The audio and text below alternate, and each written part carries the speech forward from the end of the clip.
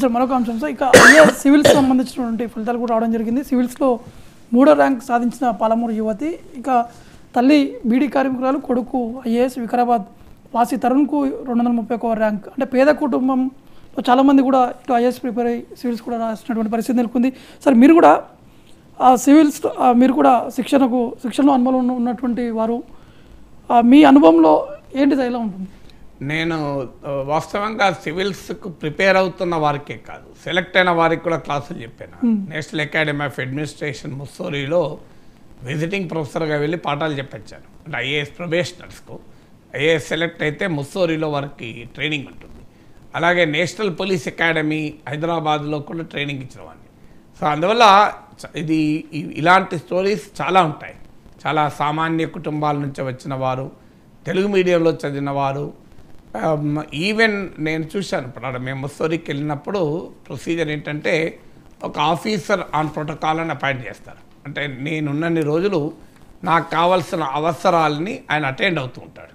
అంటే వాళ్ళు మన కొత్త ప్లేస్కి వెళ్తాం, మనను ఎయిర్పోర్ట్లో రిసీవ్ చేసుకున్నప్పటి నుంచి ఎయిర్పోర్ట్లో తిరిగి సెండ్ ఆఫ్ చేసేంత వరకు ఒక ప్రొబేషనర్ని ఆఫీసర్ అండ్ ప్రోటోకాల్ అని పెడతారు. సో మన క్లాసుల గురించి సమాచారం, లెక్చర్ల గురించి సమాచారం ఇవ్వడం కానీ, లేదా అంటే నేను 15 డేస్ ఉండేవాడిని క్లాసులు చెప్పడానికి.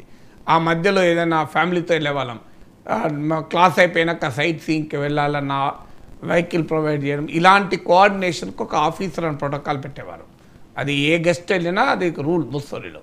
సో ఆఫీసర్ అండ్ ప్రోటోకాల్ ఆయన ఎవరు అని అడిగితే ఛత్తీస్గఢ్లో డిస్టెన్స్ ఎడ్యుకేషన్లో BA పాస్ అయ్యాడు. ఛత్తీస్గఢ్లో డిస్టెన్స్ ఎడ్యుకేషన్లో BA పాస్ అయ్యి ఐఏఎస్ సెలెక్ట్ అయ్యారు. అలాగే టాప్ ఇన్స్టిట్యూషన్స్ నుంచి కూడా వచ్చిన వాళ్ళు ఉండేవారు. ఇప్పుడు మన ఐఏఎస్ ఆఫీసర్ ఆమ్రపాలి, ఆమె IIT, IIM, IAS మామూలు కాంబినేషన్ కాదు కదా. IIT, IIM, IASలో టాప్ ర్యాంకర్. సో అట్లా మన రకరకాల వాళ్ళు ఉన్నారు.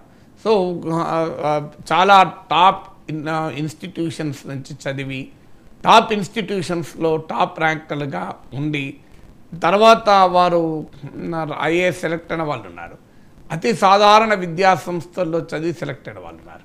ఇప్పటికీ మన దేశంలో పరీక్షలు ఇంకా న్యాయంగా జరుగుతాయి అనే కాన్ఫిడెన్స్ కూడా ఇస్తుంది కదా. ఇది ఈ మధ్యకాలంలో మన పేపర్ లీకులు ఇవన్నీ చూస్తున్న సమయంలో still UPSC civil services fairly process న్యాయంగా జరుగుతుందన్న కాన్ఫిడెన్స్ కూడా ఇస్తుంది. ఒక బీడీ కార్మికురాలు బిడ్డ ఇలా ఐఏఎస్ సెలెక్ట్ అయ్యారు, ఒక కానిస్టేబుల్ IPS సివిల్ సర్వీసెస్లో ర్యాంక్ తెచ్చుకోగలిగారు అంటే దట్ ఇండికేట్స్.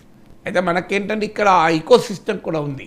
మనకు తెలంగాణ హైదరాబాద్ నగరం సివిల్ సర్వీసెస్ ట్రైనింగ్లో కూడా ఒక ప్రధానమైన సెంటర్, ఢిల్లీ తర్వాత ఒక కీలకమైన సెంటర్. నిజంగా ప్రభుత్వం కనుక ఒక వ్యవస్థీకృతమైన ఏర్పాటు చేస్తే, అన్ఫార్చునేట్లీ గవర్నమెంట్ స్టడీ సర్కిల్స్ ఉన్నాయి కానీ అవి చాలా లో క్వాలిటీలో నడుస్తుంటాయి. నేను చాలా సందర్భాల్లో కౌన్సిల్లో చెప్పాను, బయట చెప్పాను, ఎప్పటి నుంచో చెప్తున్నాను. ఎందుకంటే మన బిడ్డలు కనుక ఐఏఎస్ సెలెక్ట్ అయితే ఒక అడ్వాంటేజ్ ఉంటుంది. ఇప్పుడు ఇంతమంది తెలుగు వాళ్ళు సెలెక్ట్ అయ్యారు, వీళ్ళు మన స్టేట్లో ఉంటారు, ఇతర స్టేట్లో ఉంటారు, సెంట్రల్ సర్వీసెస్లో కూడా ఉంటారు. సో మన వాళ్ళు తెలుగు బిడ్డలు, మన బిడ్డలు ఈ ప్రాంతం నుంచి వెళ్ళిన వాళ్ళు కేంద్రంలో అధికారులుగా ఉన్నారనుకోండి, మన తెలుగు రాష్ట్రాలకు న్యాయం జరగడానికి అవకాశం ఉంటుంది. ఎందుకంటే మన పిల్లలు కదా ఎంత కాదన్నా ఆ అఫినిటీ ఉంటుంది. పుట్టిన భూమికి, కన్నగడ్డకు, కన్న భూమికి ఆ లింక్ ఉంటుంది. సో ఆ రకంగా ప్రయత్నించితే 50 మందిని సెలెక్ట్ చేయొచ్చు. నేను కౌన్సిల్లో ఛాలెంజ్ కూడా చేశాను, 50 మంది తెలుగు బిడ్డలు ఐఏఎస్ సెలెక్ట్ చేయొచ్చు. ఇదేం పెద్ద ఖర్చుతో కూడుకున్న పని కూడా కాదు. చాలా ప్రభుత్వాలు పెట్టే ఖర్చులో చాలా చాలా పరిమితం. ఆ ప్రయత్నం కొంత జరుగుతున్న మాట నిజం, కానీ ఆ ప్రభుత్వానికి ఒక సమగ్ర రూపం, ఆ ప్రయత్నానికి ఇంకా సమగ్ర రూపం రాలేదు. సో అందువల్ల అనేక మందికి పాపం అవకాశాలు ఉండవచ్చు, మనకు తెలియదు, వాళ్ళకి ఐఏఎస్ సాధించవచ్చు అనేటువంటి అంత తెలియకపోవచ్చు, ఆ ఆస్పిరేషన్ కూడా ఉండకపోవచ్చు. ఎందుకంటే మన దగ్గర ఇంజనీరింగ్, మెడిసిన్ తప్పే లేదు. ఆ ఇంజనీరింగ్ అయిపోయినాక వెళ్తున్నారు. నేను Birla institute of technology sciences BITS హైదరాబాద్లో I was visiting professor for 4 years. కనీసం ఒక 200-300 మంది సివిల్స్ ప్రిపేర్ అయ్యేవాళ్ళు, బిట్స్లో సెలెక్ట్ అయ్యేవాళ్ళు. అంటే బిట్స్ అంటేనే టాప్ ఇంజనీరింగ్ కాలేజ్, ఐఐటీలతో సమానమైన ప్రమాణాలు కలిగిన ఇన్స్టిట్యూషన్. అలాంటి స్టూడెంట్స్ కూడా, అంటే ఇంజనీరింగ్ రంగంలో టాప్ లెవెల్లో ఉన్న వాళ్ళు కూడా వచ్చి సెలెక్ట్ అయినాక సివిల్ ప్రిపేర్ అయ్యేవాళ్ళు. ఎందుకంటే ఈ మధ్యకాలంలో ఇంజనీరింగ్ మెడిసిన్ చదివిన పిల్లలు చాలామంది సెలెక్ట్ అవుతున్నారు. టాప్ ర్యాంకర్స్లో చూస్తే కూడా ఇంజనీరింగ్ చాలా ఎక్కువగా ఉంటారు. సో ఆ రకమైనటువంటి అవకాశాలు ఉన్నాయి. అందువల్ల ఇట్స్ పాసిబుల్. సో ఇంకా ఇంతకన్నా ఎక్కువ ర్యాంకులు తెచ్చుకోవడం కూడా possible.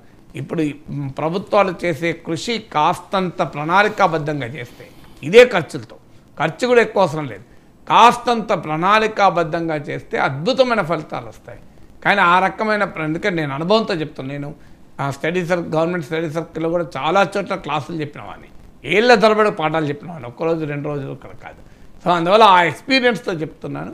It is possible to create a much better environment, much better eco system India మన దగ్గర. అన్ఫార్చునేట్లీ ఆ రకమైన ప్రయత్నం లేదు. ఇప్పుడు తెలుగు వాళ్ళు ఇంతమంది సెలెక్ట్ కావడం గర్వించదు.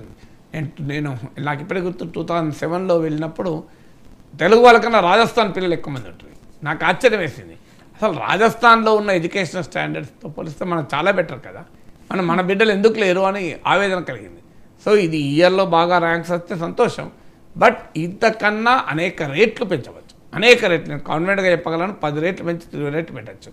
అయితే ప్రభుత్వాలు కొంత ప్రణాళికాబద్ధంగా కృషి చేయాలి. ఇప్పుడు ఏమంటే ఆ పిల్లలు వాళ్ళు చదువుకుంటున్నారు, ఏదో ప్రైవేట్ కోచింగ్ సెంటర్స్ ఉన్నాయి, వాళ్ళ కష్టాలు వాళ్ళు పడుతున్నారు. నిజంగా చెప్పాలంటే పేద బిడ్డలు సెలెక్ట్ కావాలంటే ప్రభుత్వాల ప్రయత్నాలు ఉండాలి. ఎందుకంటే ఇవాళ ఒక ఐఏఎస్ కోచింగ్ అంటే 1,50,000 2 లక్షలు, కనీసం 2 lakhs ఉంటుంది. 2 lakhs ఎంతమంది ఒక బీడీ కార్మికుని బిడ్డ పెట్టగలుగుతుందా? ఒక సెక్యూరిటీ గార్డ్ బిడ్డ పెట్టగలుగుతుందా? ఒక కానిస్టేబుల్ పెట్టగలుగుతాడా? అందువల్ల 2 lakhs, అది కూడా 1 attemptలో రావచ్చు రాకపోవచ్చు. మళ్ళీ కోచింగ్ పోవాలంటే మళ్ళీ ఒక 2 లక్షలు. సో ఇంత ఖర్చు పెట్టగలిగే స్తోమత సామర్థ్యం ఎంతమందికి ఉంటుంది బిడ్డలకు? అందువల్ల ప్రభుత్వాల బాధ్యత ఏంటంటే, అయ్యా మీరు ఒక డబ్బు వల్ల శిక్షణ పొందలేదు అనేటువంటిది లేకుండా చేయొచ్చు. ఏం ప్రభుత్వానికి ఏది లెక్క కాదు, 5-10 కోట్లు 20 కోట్లు ఖర్చు పెడితే అసలు ఎంతటి పేద బిడ్డ అయినా సివిల్ సర్వీసెస్కు ట్రైన్ కావచ్చు. ఆ ప్రయత్నాలు లేవు. కావాలన్నప్పుడు అప్పుడప్పుడు కొన్ని స్కీములు పెడతారు. ఇప్పుడు ఆ ప్రభుత్వం డబ్బులు ఇచ్చి కోచింగ్ సెంటర్లలో శిక్షణ ఇస్తుంది. వాళ్ళు ఏం చేస్తారు, ఈ శిక్షణ కొరకే, ఈ స్కీమ్ కొరకే కొన్ని కోచింగ్ సెంటర్లతో పుడతాయి. వాళ్ళు ఆడ స్టూడెంట్స్తో లింకు, ఇక్కడ అధికారులతో లింకు చేసుకొని పేపర్ మీద కోచింగ్, అక్కడ ఏం జరగదు. ఇలాంటివి కూడా నేను చూశాను. అందువల్ల ముఖ్యమంత్రికి విజ్ఞప్తి ఏంటంటే, ప్రభుత్వానికి విజ్ఞప్తి, కాస్తంత శ్రద్ధ పెట్టండి. దీనికి బ్రహ్మాండమైన రిజల్ట్స్. మేము లాస్ట్ ప్రభుత్వంలో బాల్కాసుమన్ ఎంపీగా ఉన్నాడు, ఒక ప్రయత్నం కూడా చేశాం. కొన్ని రాజేంద్ర నగర్లో కోఆపరేటివ్ ట్రైనింగ్ కాలేజీలు చూసొచ్చాం. బిల్డింగ్ కూడా ఖాళీగా ఉన్నది, ఒక బిల్డింగు. సో ఇది పెట్టచ్చు అన్నాక నా ప్రయత్నం ఎక్కడ కాలే. ఒక 365 days నడిచేటువంటి, ఆర్థికంగా సామాజికంగా సంబంధం లేదు, పేద బిడ్డలు ఎవరైనా కూడా వచ్చి చదువుకోగలిగి ఈ Telangana academy or Andhra Pradesh academy of civil సర్వీసెస్ను క్రియేట్ చేసి సివిల్ సర్వీసెస్కు మాత్రమే కేంద్రీకరించి, ఎందుకంటే civils exam is different from group 1 exam. దీనికి చాలా ఓరియంటేషన్లో తేడా ఉంటుంది. ఆ రకమైనటువంటి శిక్షణ ఇవ్వగలిగితే ఇంకా పేద బిడ్డలు సెలెక్ట్ అవుతారు, మన గర్వకారణంగా నిలుస్తారు. సార్ చివరిగా అంటే జాతీయ రాజకీయాలకు సంబంధించిన విషయం, పశ్చిమ బెంగాల్లో శ్రీరామనవమి